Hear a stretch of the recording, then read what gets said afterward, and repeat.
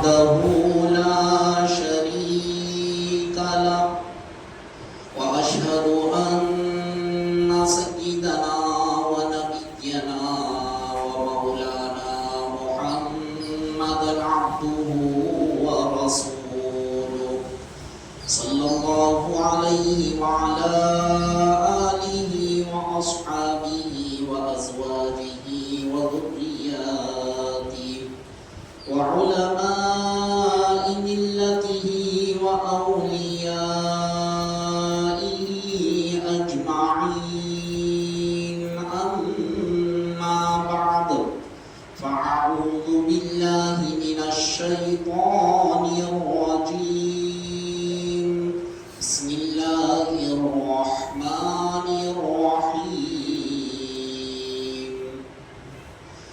واذكر في الكتاب إبراهيم إنه كان صديقا نبيا صدق الله مولانا العظيم وقال تعالى في شان حبيبه إن الله وملائكته يصلون على النبي يا أيها الذين آمنوا صلوا عليه وسلموا تسليما اللهم صل على سيدنا وشفينا ونبينا ومولانا محمد وعلى آله وصحبه أفضل صلواتك وعدد معلوماتك وبارك وسلم صلاة وسلام عليك يا حبيبي يا رسول الله صلى الله تعالى عليك وسلم. معزز سامعین کرام، محترم بزرگوں اور عزیز دوستوں، پروردگار عالم کا فضل احسان ہے اس نے ہم گنہگاروں کو کالی کملی والے آقا حضور رحمت للعالمین شفیع المذنبین ارواحنا فدا مصطفیٰ صلی اللہ علیہ وسلم کا امتی بنایا. کرم ہے حق تعالیٰ کا، اس نے ہم گنہگاروں کو احکامات خداوندی کے تحت زندگی بسر کرنے کے لیے قرآن اور احادیث فقہ سے مالا مال فرمایا. اور آج عید المومنین جمعہ کے مبارک موقع پر اسی کے گھر میں اسی کی بارگاہ میں سجدہ ریز ہونے کا موقع عطا فرما رہا ہے. معزز سامعین کرام، ذی قعدہ کا یہ مہینہ چل رہا ہے اور یہ حج کے مہینے جس سے ہم گزر رہے ہیں، یہ مہینے جب آتے ہیں تو اللہ کے خلیل سیدنا ابراہیم علی نبینا علیہ الصلاۃ والسلام کا تذکرہ، آپ کی یاد آتی ہے اور آپ کا تذکرہ زور و شور کے ساتھ ہوتا ہے. کلام مقدس میں بھی اللہ تبارک و تعالیٰ ارشاد فرما رہا ہے وَاذْكُرْ فِي الْكِتَابِ إِبْرَاهِيمَ. اللہ کے کلام میں یعنی کلام اللہ میں قرآن کریم کے اندر ابراہیم علیہ السلام کے واقعے کو، ان کے زندگی مبارکہ کے احوال کا ذکر کرو.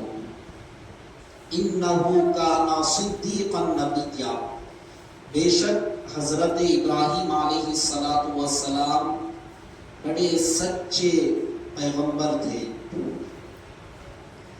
اللہ تبارک و تعالی پیغمبروں کا ذکر کرنے کے لیے کلام مقدس میں ہم کو اللہ تبارک و تعالی ترغیب دلا رہا ہے، تم اللہ کے خلیل کی یاد کرو، ان کا ذکر کرو. اس سے ہوتا کیا ہے؟ بانی جامعہ نظامیہ سیدی شیخ الاسلام امام محمد اروان اللہ فاروقی فضیلت جن علیہ رحمت و رضوان اپنی تصنیف کردہ کتاب انوار اخبار احمدی کے اندر حدیث پاک کو نقل فرماتے ہیں، ذکر الانبیاء عبادہ، انبیاء علیہ السلام کا ذکر کرنا کیا ہے؟ عبادت ہے۔ پیغمبروں کا ہم ذکر کر رہے ہیں، ان کی مبارک زندگی سن رہے ہیں، اللہ کے خلیل کی ہو یا موسیٰ کلیم اللہ کی ہو یا نوح نجیح اللہ کی ہو یا داؤد خلیفۃ اللہ کی ہو یا اسماعیل ذبیح اللہ کی ہو، عیسیٰ روح اللہ کی ہو، ان پیغمبروں کا ذکر جب ہم کرتے ہیں، سنتے ہیں، تو اللہ کے حبیب ارشاد فرماتے ہیں یہ ذکر سننا، یہ ذکر کرنا اللہ تبارک و تعالیٰ تم کو عبادت میں شمار کر دیتا ہے۔ جب تک تم بیٹھے رہو گے، ان کا ذکر کرو گے، ان کا ذکر سنو گے، اللہ تبارک و تعالیٰ سننے کی وجہ سے، ذکر کرنے کی وجہ سے اللہ تبارک و تعالیٰ اتنا وقت جو تم ان کی یاد میں، ان کے ذکر میں لگا رہے ہیں، اللہ تبارک و تعالیٰ اتنا وقت سارا کا سارا عبادت میں شمار فرما لیتا ہے۔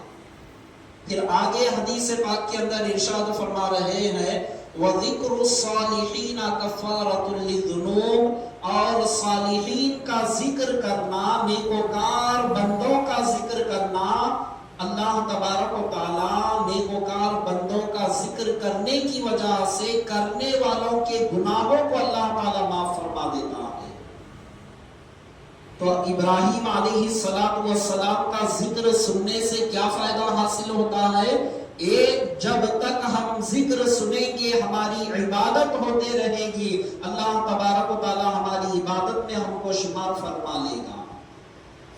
اور اللہ کے خلیل ابراہیم علیہ السلام کی زندگی مبارکہ کو اگر ہم دیکھیں، ایک ایک پہلو کو اگر دیکھیں، اس پر روشنی ڈالتے چلے جائے تو یہ ایک جمعہ کیا بلکہ کئی جمعے اس پر نکل جائیں گے، کیونکہ آپ کی زندگی کے قدم قدم پر امتحانات، قدم قدم پر آزمائشیں، قدم قدم پر اللہ تبارک و تعالیٰ کی طرف سے ایک آزمائشیں چلتے ہوئے آپ کو آ رہی ہے۔ وہ آزمائشوں کو ذکر کرتے چلے جائے تو کئی جمعے درکار ہو جاتے ہیں۔ اسی لیے صرف مختصراً چند بڑی بڑی جو آپ پر آزمائشیں ہوئی، وہ آزمائشیں آپ پر بڑی بڑی جو ہوئی ہے وہ 4 آزمائشیں ہوئی ہیں۔ بعضوں نے 5 تک ذکر کیا۔ الغرض جو 4 آزمائشیں آپ پر اللہ تبارک و تعالیٰ کی بڑی بڑی ہوئی ہے، اگر ایک عام انسان پر اگر وہ آزمائشیں ہوتی تو وہ عام انسان اس میں کامیاب ہونا اس کے لیے مشکل ہو جاتا، وہ کامیاب نہیں ہو پاتا۔ لیکن وہ اللہ کے خلیل تھے، اللہ کے دوست تھے، وہ ہر آن ہر گھڑی مولا کی طرف سے جو بھی امتحان آتا، جو بھی آزمائش آتی، چاہے وہ جان کی ہو، مال کی ہو، اولاد کی ہو، سب کچھ قربان کرنے کی ہو، ہر چیز کو آپ لٹانے کے لیے ثابت قدم کے ساتھ آگے بڑھتے، ہر چیز کو آپ لٹانے کے لیے تیار ہو جاتے۔ دیکھیں عزیزان محترم، جب آپ کی پرورش ہوئی، امتحانات شروع، آپ سب سے پہلے اپنے رشتہ داروں کو، اپنے چچا طارق کو، اور آپ جب یہ کہہ رہے تھے کہ دیکھو تم بتوں کو جو تراشتے ہو، بازار میں لا کر بکاتے ہو، بت پرستی مت کرو، بت پرستی کرنے سے اللہ تبارک و تعالیٰ خوش نہیں ہوتا، یہ بت نہ تم کو نفع دے سکتے ہیں نہ نقصان دے سکتے ہیں، پھر ایسے کی تم کیوں پوجا پاٹ کرتے ہو؟ امتحان شروع ہو رہا ہے، کیا جواب آ رہا ہے؟ اگر تم ان حرکتوں سے باز نہیں آؤ گے، لَأَرْجُمَنَّكَ، میں جتنے پتھرے وغیرہ ہیں اس سے میں تمہیں سمسار کر دوں گا، وَاهْجُرْنِي مَلِيًّا، اور کہنے لگے کہ ہمیں چھوڑ دے اس حالت پر۔ جواب دینے کے بجائے یہ جواب آ رہا ہے کہ ہمیں چھوڑ دے اپنی حالت پر، یہاں پر ایک بات آپ کے سامنے واضح کر دینا چاہتا ہوں، قرآن کریم کے اندر اللہ تبارک و تعالیٰ نے وَإِذَ قَالَ إِبْرَاهِيمُ لِأَبِيهِ آزر کا لفظ استعمال کیا، یعنی مطلب کیا ہے، جب کہا ابراہیم علیہ السلام اپنے والد آزر سے، ابیہ کا لفظ عربی کے اندر دو لوگوں کے لیے استعمال ہوتا ہے، ایک والد کے لیے بھی استعمال ہوتا ہے اور ایک چچا کے لیے بھی استعمال ہوتا ہے۔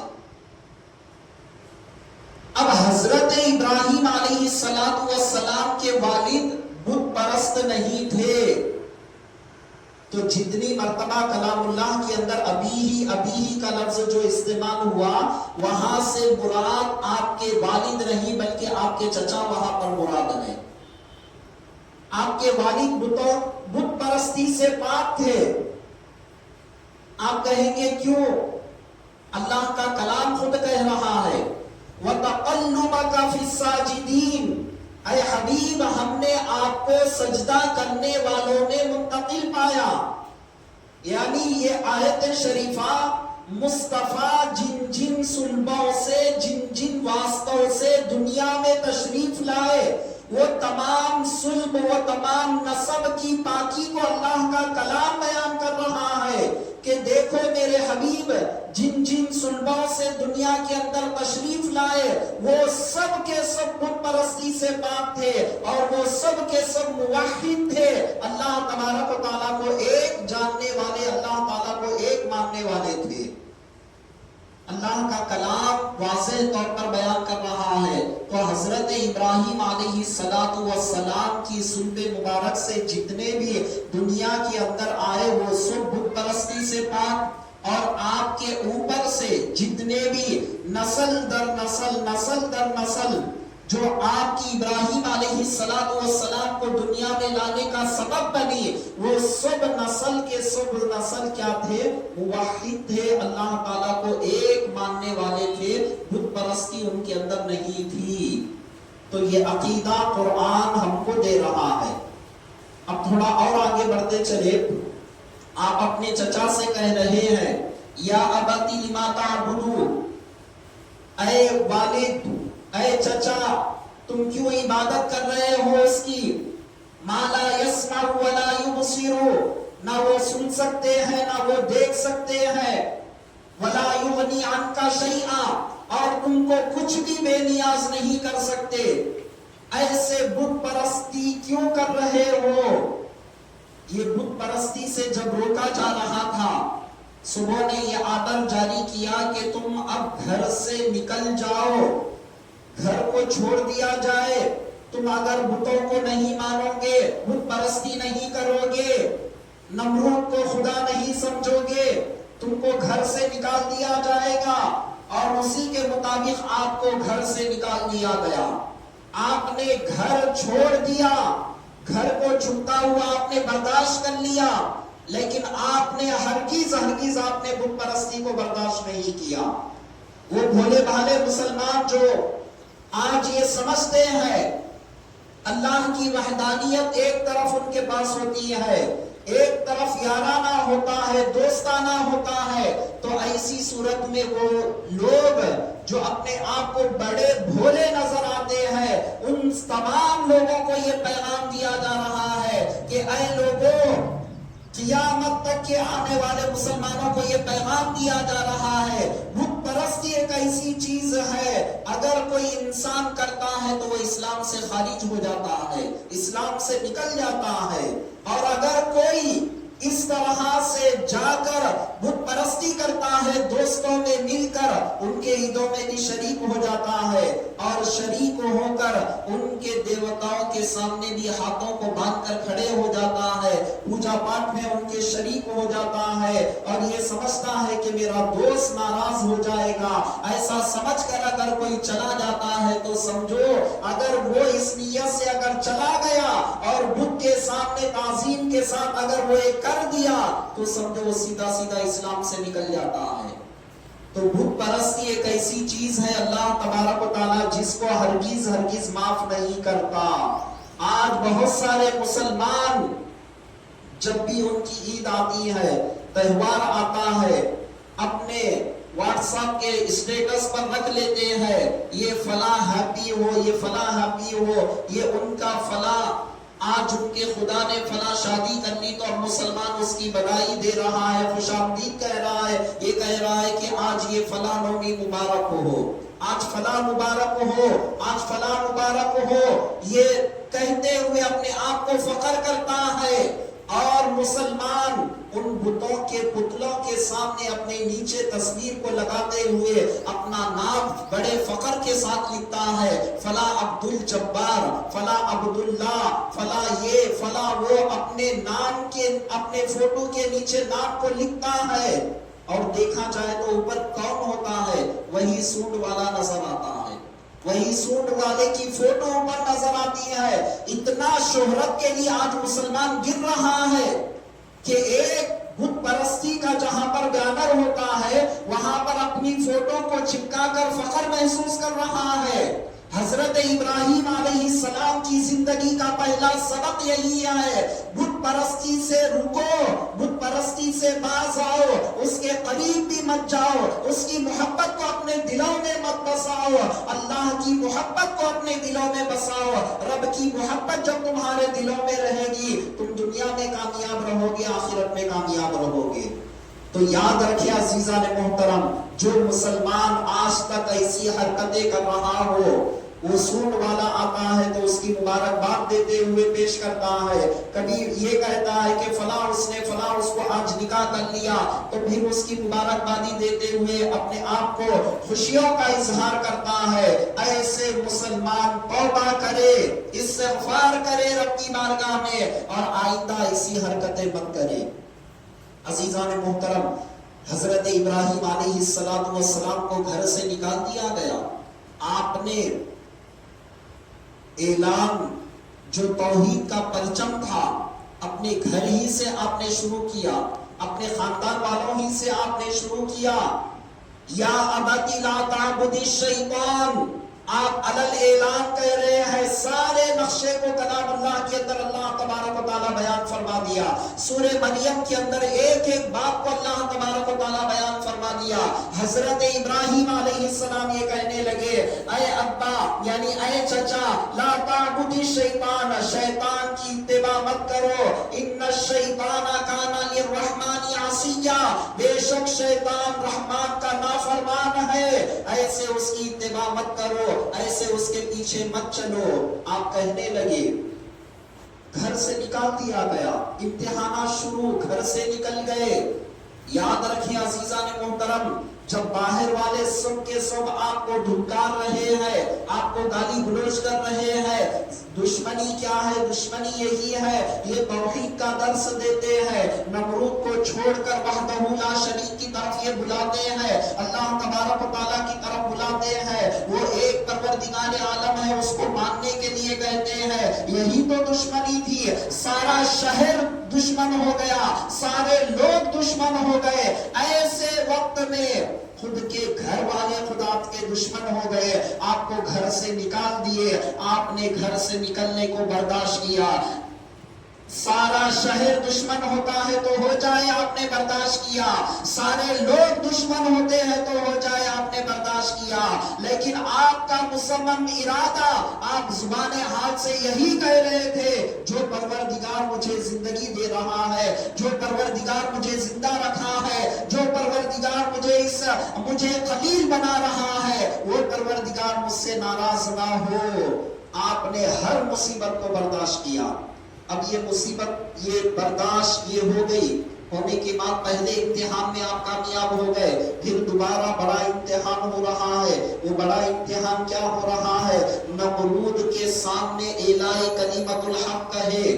نمرود ایسا بادشاہ تھا جو ساری دنیا پر حکومت کر رہا تھا، ایک دو جگہ نہیں، آج کل کی طرح نہیں، ہندوستان کی فلاں حکومت، فلاں جگہ کی فلاں حکومت نہیں، یہ ایسے بادشاہوں میں سے تھا جو ساری دنیا پر بادشاہی کرنے والوں میں سے جیسا بخت نصر تھے، اسی طرح سے یہ بادشاہ تھا کہ جو نمرود ساری دنیا پر حکومت کر رہا تھا۔ اور ساری دنیا میں اصول کیا رکھ دیا؟ جہاں کہیں بھی گندم ہو، جہاں کہیں بھی اناج اگتا ہو، وہ سب لا کر نمرود کے پاس ڈال دیا جائے، اور بدلے میں وہ کیا چاہتا تھا؟ سارے لوگ آ کر اس کے سامنے سجدہ کرے، اس کو خدا کہے تو وہ خوش ہوگا، اور ان کو گندم دے دیا کرتا، ان کو اناج دے دیا کرتا، سارے لوگوں سے اپنی خدائی کا لوہا منوانے لگ رہا تھا۔ اب ایسے اس کے سامنے جا کر توحید کی بات کو آپ کو رکھنا ہے۔ اللہ تبارک و تعالیٰ وہ منظر کو بھی کلام مقدس کے اندر ارشاد فرما دیا، أَلَمْ تَرَ إِلَى الَّذِي حَاجَّ إِبْرَاهِيمَ فِي رَبِّهِ أَنْ آتَاهُ اللَّهُ الْمُلْكَ۔ اے حبیب کیا آپ نے نہیں دیکھا؟ حاجّ ابراہیم فی ربی، ابراہیم علیہ السلام سے وہ بحث کر رہا تھا، مباحثہ کر رہا تھا، کس بارے میں؟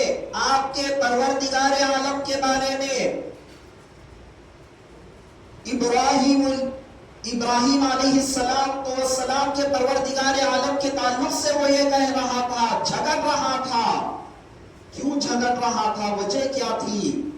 ان آتاہ اللہ الملک، پروردگار عالم نے اس کو سلطنت دی تھی، بادشاہی عطا کی تھی، تو جب بادشاہ بن گیا، جب سلطنت اسے مل گئی، تو حضرت ابراہیم علیہ السلام سے وہ جھگڑنے لگا رب کے تعلق سے۔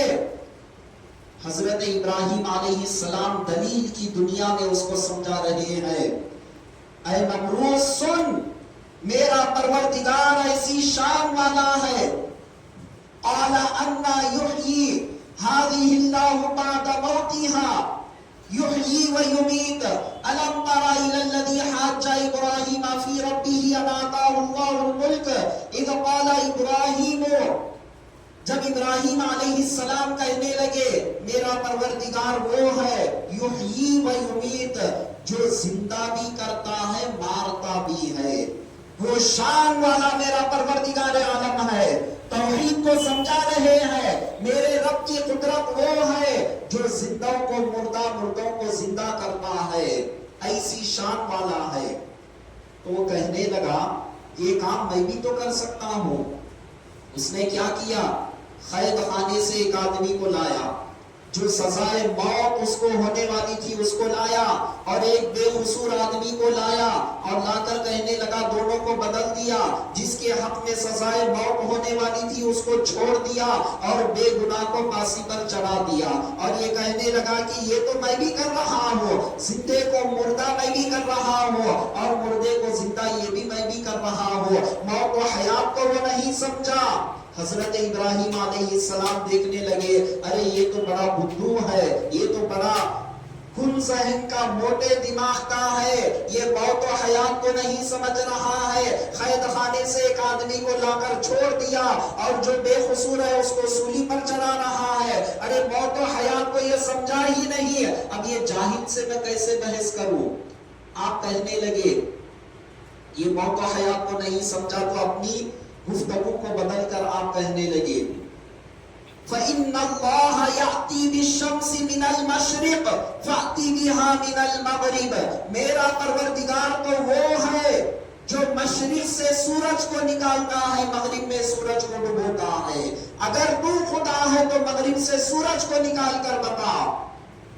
جیسا ہی وہ سننے لگا، قرآن کہہ رہا ہے فَبُهِتَ الَّذِي كَفَرَ، وہ ہکا بکا ہو گیا، ہاتھ ملتے رہا، کوئی جواب بن نہیں پایا۔ یہ بہت بڑا امتحان آپ سے ہو رہا ہے، اور جب آپ اللہ کی وحدانیت کی تعلیم اس کے سامنے دینے لگے، جواب بن نہیں پایا۔ فَبُهِتَ الَّذِي كَفَرَ ہو گیا، ہکا بکا ہو گیا، ہاتھ ملتا رہا۔ جب اس کی یہ کیفیت ہو گئی تو یہ جواب دینے لگا کہ سنو، ایسی حرکتوں سے تم اگر باز نہیں آؤ گے، میں آگ جلاؤں گا، اور آگ جلا کر تم کو اس کے اندر میں ڈال دوں گا۔ آپ منظور ہو گئے، تو جو چاہتا ہے کر لے، لیکن میں پروردگار عالم کو ناراض کرنے والا عمل نہیں کروں گا۔ آپ کو جلایا گیا، جان کا امتحان ہو رہا ہے، کیسی آزمائش ہے اندازہ کرے عزیزان محترم۔ 4 ایسے زندگی کے اندر بڑی بڑی آزمائشیں، ایک تو گھر سے بے گھر کر دیا گیا، اس کے بعد وہ نمرود کے سامنے اعلان کلمت الحق کہنے کے لیے کہا گیا. ایک ظالم ہے، ایک جابر ہے، ایک جان کو لے لے گا اگر کچھ کہیں گے. آپ نے اپنی جان کی پرواہ کیے بغیر وحدہ لا شریک کا درس اس کے سامنے آپ نے دیا. خدا کی قدرت کیا ہے آپ نے بتایا. اس کے بعد وہ جان کا دشمن ہو گیا، لکڑیاں اکٹھا کر کر جلانے لگا، اور 1 ماہ تک روایتوں میں آتا ہے اطراف و اکناف کے سارے لکڑیوں کو ایک جا جمع کر کے اس کے اندر اس دور کا گھی وغیرہ جو بھی تھا ڈالنے لگا، اور اتنی آگ اونچی ہونے لگی. مورخین لکھتے ہیں ایسی بلند ہونے لگی، ایسی بلند ہونے لگی کہ ایک عام آدمی جب دیکھتا ہے تو ایسا معلوم ہوتا ہے وہ آگ آسمان سے باتیں کرتے ہوئے نظر آ رہی ہے. یعنی اتنی اونچی آگ کو اس نے لگا دیا. کیوں؟ اللہ کے خلیل کو اس میں ڈالنے کے لیے. آگ سامنے ہے، جان کا امتحان ہو رہا ہے. اے ابراہیم بت پرستی کر لو، نمرود کو خدا کہو. آپ کہہ رہے ہیں کہ میں ہرگز نہیں کہوں گا. میرا پروردگار تو وہ ہے جو زندوں کو مردہ، مردوں کو زندہ کرنے والا، مشرق سے سورج کو نکال کر مغرب میں سورج کو ڈبونے والا. میرا پروردگار ساری کائنات کا خالق و مالک ہے، میں اس سے منحرف نہیں ہو سکتا.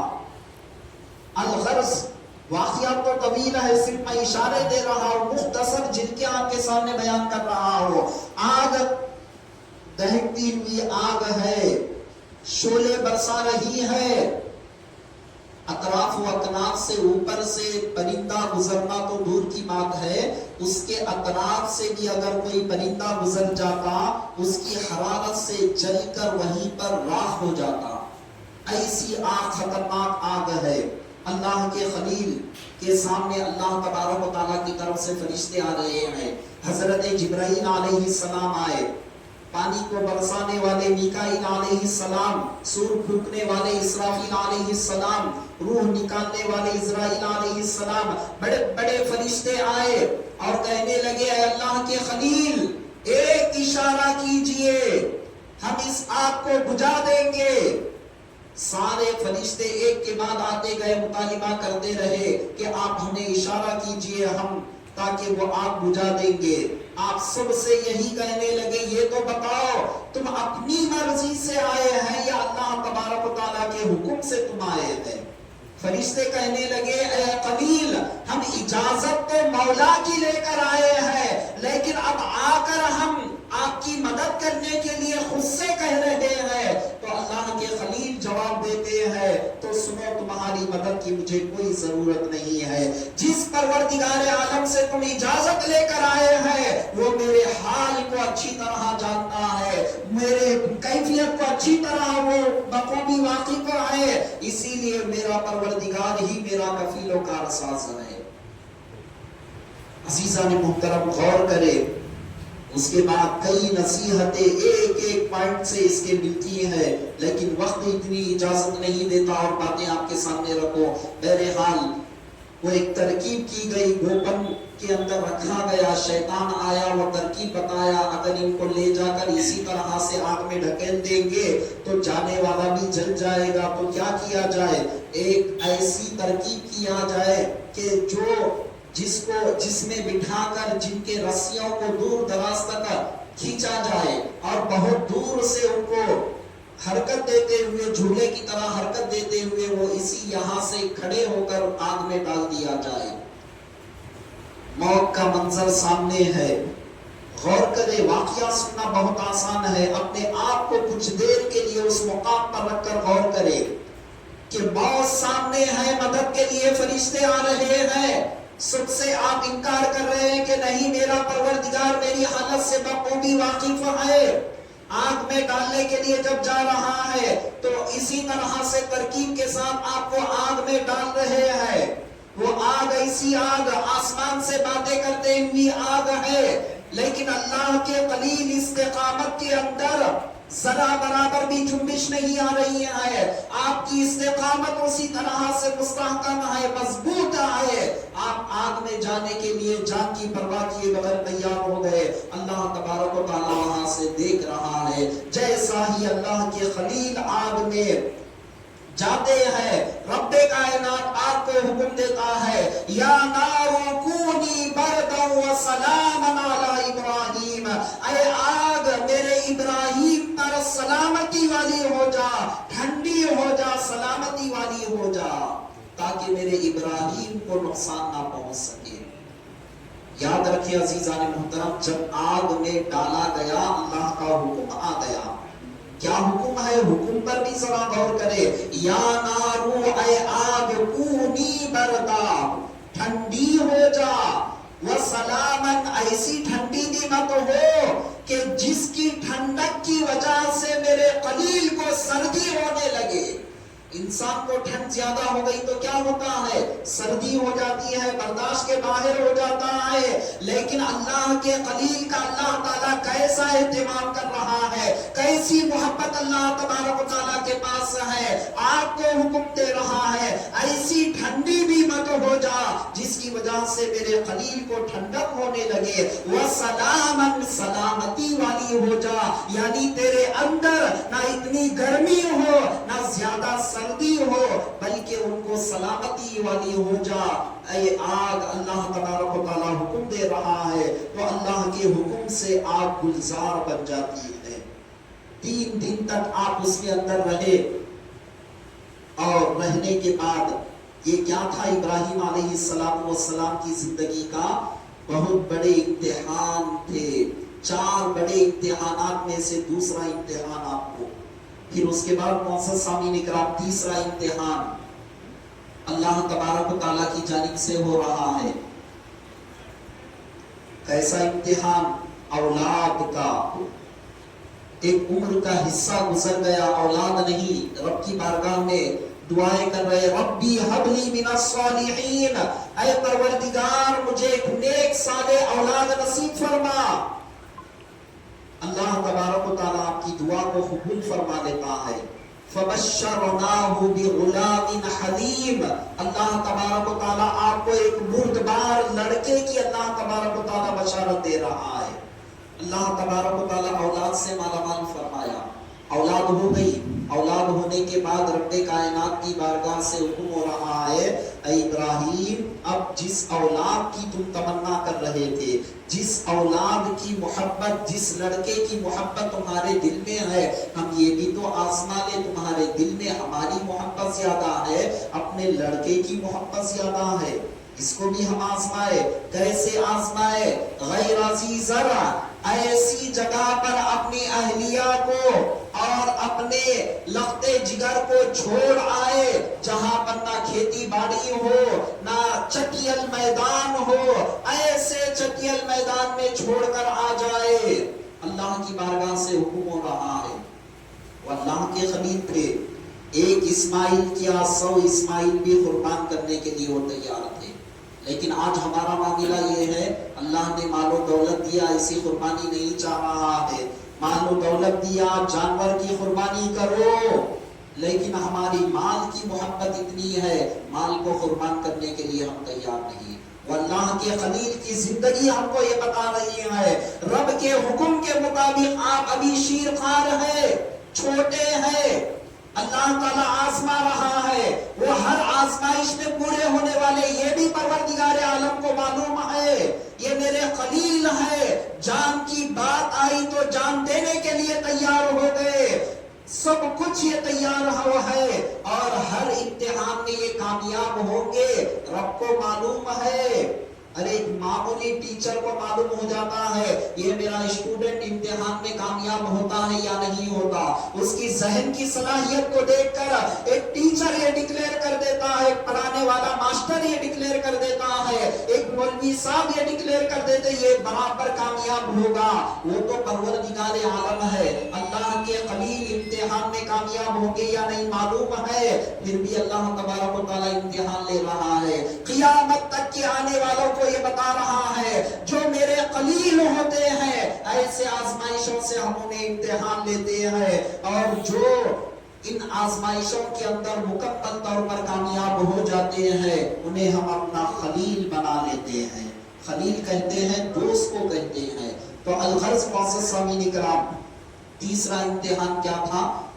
جنگل بیابان میں چھوڑ آنا۔ آپ گئے جنگل بیابان میں چھوڑ کر جب نکلنے لگے، حضرت حاجرہ سلام اللہ علیہا دامن پکڑ کر صرف ایک سوال پوچھنے لگی، اے میرے سرتاج یہ تو بتاؤ، یہاں جو چھوڑ کر تم مجھے جا رہے ہو، اپنی مرضی سے جا رہے ہیں یا مولا کی مرضی سے جا رہے ہیں؟ غور کرے، آج کل کی عورتیں ہوتی تو کیا کہتی؟ اب آپ اچھی طرح جانتے ہیں، میں اس کی وضاحت کرنے کا ٹائم نہیں ہے۔ جتنی ڈکشنریوں میں گالیاں نہیں ہوتے اس سے بڑھ کر دے دیتی، مریا ماٹی ملا، فلاں ہے فلاں ہے فلاں ہے، جو چاہے وہ دے دیتی۔ لیکن وہ ولیہ تھی، ایک پیغمبر کی بیٹی تھی اور ایک پیغمبر کی بیوی تھی، حضرت حاجرہ سلام اللہ علیہا۔ آپ ایک ہی سوال عرض کر رہی ہیں، اے میرے سرتاج یہ تو بتاؤ، یہ اللہ کا حکم ہے یا آپ اپنی مرضی سے چھوڑ کر جا رہے ہیں؟ آپ پلٹ کر جواب دیتے ہیں، پروردگار عالم کا حکم ہے۔ تو آپ بیان فرماتی ہیں، تو اب جائے، آپ اپنا راستہ چلے جائے۔ جو پروردگار مجھے ایک جنگل بیابان میں رزق دینا اس کے لیے کوئی بڑی بات نہیں ہے، وہ آبادی میں دینے والا جنگل بیابان میں بھی آرام سے دے سکتا ہے۔ میرا پروردگار میرا کفیل و کارساز ہے، اب آپ جائے۔ تنہا ہے اسماعیل علیہ السلام، شیرخوار بچے، پانی کے لیے تڑپ رہے ہیں، دودھ کے لیے تڑپ رہے ہیں۔ آپ نے کئی مرتبہ واقعات کو سنے ہوں گے، اللہ تبارک و تعالیٰ کیسا انتظام آپ کے خدم مبارک سے کیا، وہاں سے پانی کو ابال دیا، وہ پانی نکلنے لگا جس کو ہم زمزم کہتے ہیں۔ وہ مبارک پانی مصطفیٰ ارشاد فرماتے ہیں کہ اسماعیل علیہ السلام کے لیے نکلا، لیکن وہ پانی قیامت تک کے آنے والوں کے لیے برکت والا پانی بن گیا۔ ایسی برکت والا پانی ہے جو بھی انسان اس زمزم کو پینے سے پہلے مصطفیٰ ارشاد فرماتے ہیں دعا کر کے وہ زمزم کو اگر پیئیں گے، اللہ تبارک و تعالیٰ اس کی بیماریوں کو دور فرما دیتا ہے۔ ٹھہر کر پیو، کیوں ٹھہر کر پینا؟ ہر پانی بیٹھ کر پینے کا حکم ہے، لیکن یہ پانی ٹھہر کر کیوں پیو؟ یہ پانی کی تعظیم کے لیے تم کھڑے ہو کر پانی پیو۔ تو یاد رکھے، صلاۃ و سلام ٹھہر کر پڑھنے کو جو شرک اور بدعت کہتے ہیں، ذرا غور کرے۔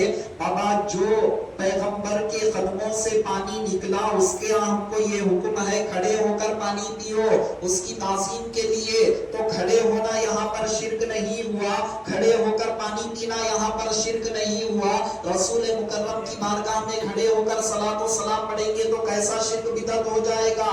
غور کرے عزیزان محترم، ایک مسلمان دوسرے مسلمان کو چلتا ہوا آ رہا ہے تو آتے ہوئے دیکھا تو اس کو سلام کر رہا ہے، یہ بھی کھڑا ہے وہ بھی کھڑا ہے۔ ایک مسلمان کھڑے ہو کر دوسرے مسلمان کو سلام کرے تو شرک بدعت نہیں ہوتا، کہ ایک امتی کو سلام کرے تو شرک بدعت نہیں ہوتا، تو ایک امتی رسول مکرم کو سلام کرے تو کیسے بدعت ہو گیا؟ خیر یہ الگ ٹاپک ہے، پھر کبھی انشاءاللہ تعالیٰ اس پر گفتگو کی جائے گی۔ تو الغرض تیسرا امتحان کیا تھا؟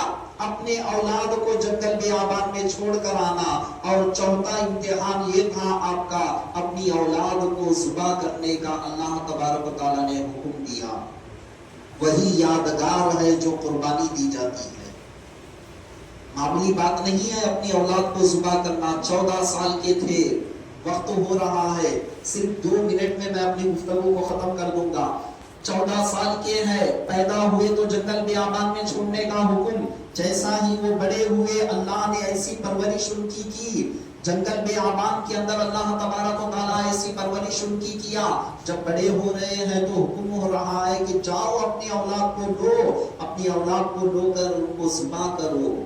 خواب میں، خواب کیا حقیقت ہوتی ہے؟ ہمارے اور آپ کی خواب کی کوئی حقیقت نہیں ہوتی۔ کئی ایسے خواب ہم کو گرنے لگتے ہیں، بعض خواب سچ بھی ہوتے ہیں، بعض خواب جھوٹے بھی ہمارے ہوتے ہیں، لیکن انبیاء کا خواب بھی حق ہوتا ہے۔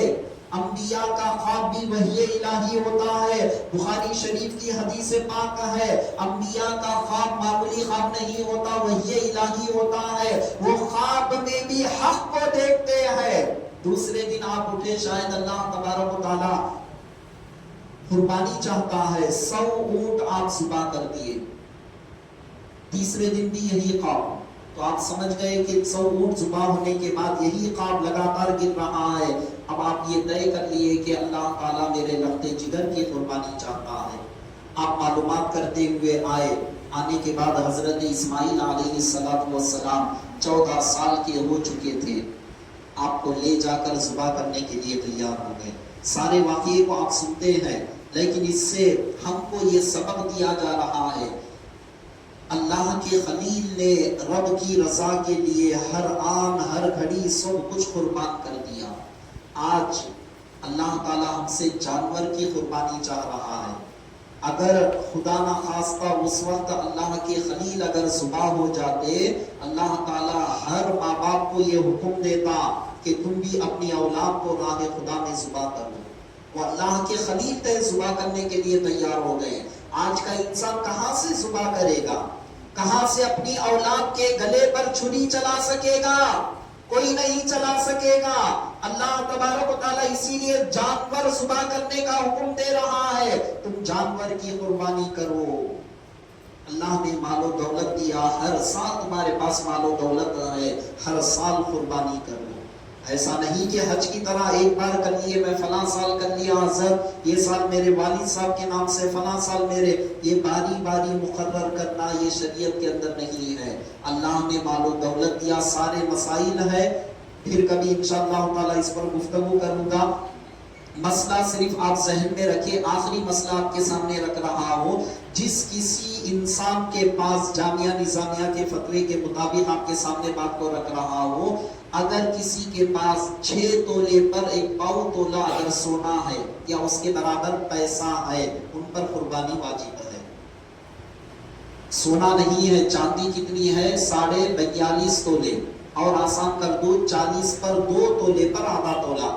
چاندی اگر ہے یا اس کے برابر پیسہ ہے، یا کچھ چاندی ہے یا پھر کچھ پیسہ ہے، دونوں کو ملانے سے اتنی رقم بن رہی ہے، تو ان پر قربانی واجب ہے. وہ قربانی دینا چاہیے. سال بھر تک رہنا بھی ضروری نہیں. قربانی کے جو 3 دن ہے، ان دنوں میں بھی اگر اتنا پیسہ اگر ان کے پاس آ جاتا ہے، ان پر قربانی دینا واجب ہے. بہت سارے مسائل ہیں، پھر کبھی انشاءاللہ تعالی گفتگو کریں گے. رب کی بارگاہ میں دعا ہے کہ پروردگار عالم کہنے والوں کو، سننے والوں کو، ہر دونوں کو عمل کی توفیق عطا فرما. اللہ کے خلیل کی ان اداؤں پر ہم سب کو مرنے کی توفیق عطا فرما. آپ کے علم کی، آپ کے عشق کی، آپ کے عرفان کی، آپ کے زہد و تقوی کی، آپ کی زندگی مبارکہ کی امتحانات کے مولا ہم سب کو خیرات نصیب فرما.